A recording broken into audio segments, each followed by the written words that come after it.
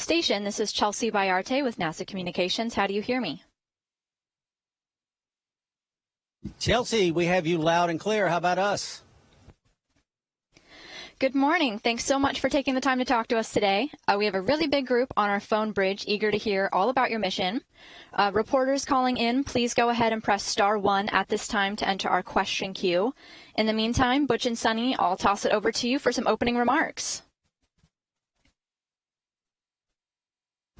Okay. Well, great, Chelsea. Thank you so much. Welcome aboard the International Space Station first. It's a great place to be, a great place to live, a great place to work.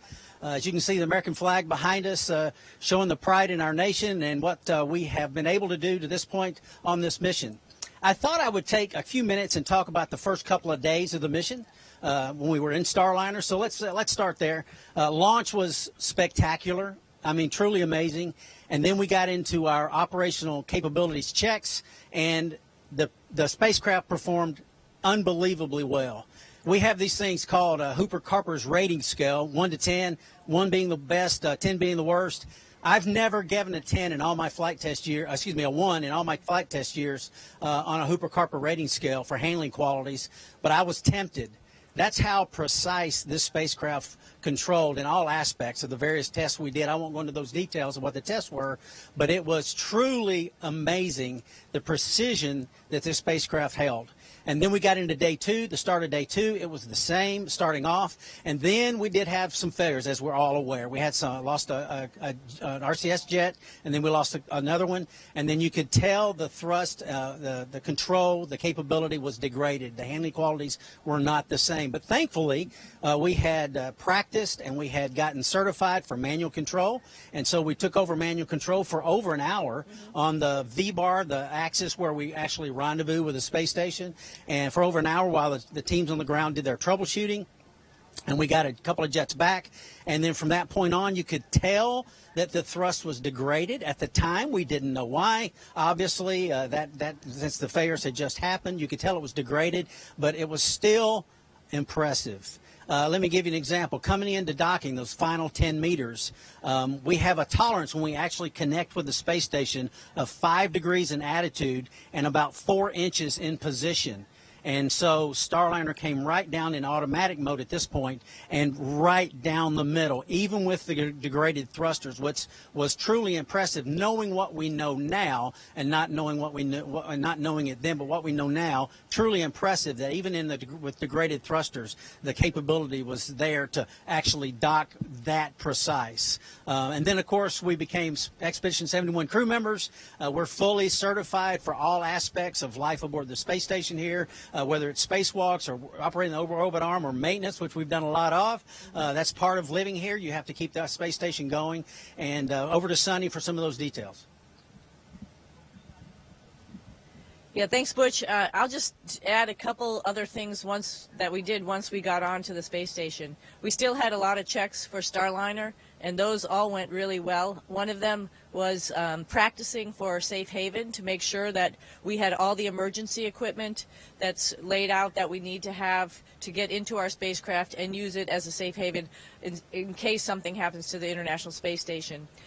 There was also a couple other tests with habitability to make sure that the spacecraft is ready to support 4 people. We grabbed a couple ISS crew members to come in there with us and go through all of the actions, and as well as checked out the ECLSS, the environmental control system, pretty thoroughly throughout all these tests, and it really worked very well. So we are really satisfied with putting more people in the spacecraft once we get back and we work through all the issues that we've found already.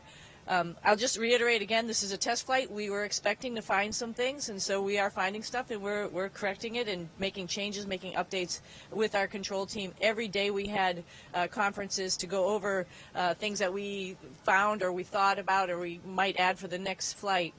Once we got onto the space station, beside for all the Starliner tests, we've been integrated right into Expedition 71, 71 Plus as we call it, and we've been doing science for them, maintenance, some major maintenance that has been waiting for a little while, like stuff that's been on the books for a little bit. There's the urine processor pump that we took one good pump out and put into a good body, and it's called Franken pump. That's ready to go in case we have any problems with the urine processing system. Butch and I just did a moderate temperature loop, low temperature loop cooling refill for all the USOS modules. I got to do some gene sequencing. I think you got to do some other science experiments as well with a moon microscope that was 3D printed. So we've been thoroughly busy up here, integrated right into the crew. And every about once a week we get to jump into Starliner and talk to our control team there and work through all the new nuances that they're working very hard on the ground to make sure that we will be able to come home before too long. Over to you, Chelsea. That sounds great. Thanks, Butch and Sunny. Let's jump into some questions. We're going to start with Bill Harwood with CBS News. Butch, given what you just told us in your remarks, based on what you know today, how confident are you that the Starliner will get you home safely, given the known helium leaks and the earlier thruster issues? And as test pilots, are you satisfied you have a workable backup procedures in place if the normal deorbit plan cannot be executed for some reason? Thanks. Yeah, thank you. That's a good question, Bill, obviously. Yes, I'll say yes to all of those questions. We're absolutely confident. We've already, as Sonny mentioned, for Safe Haven, we had that test, not just the test, but also to do it for real when we had that possible conjunction a few weeks ago. And we got in Starliner, we were ready to go. Everything's in place as far as what we know now. That is a good point. We are actually doing thruster testing as we speak at White Sands, New Mexico, going through that process, trying to replicate what we saw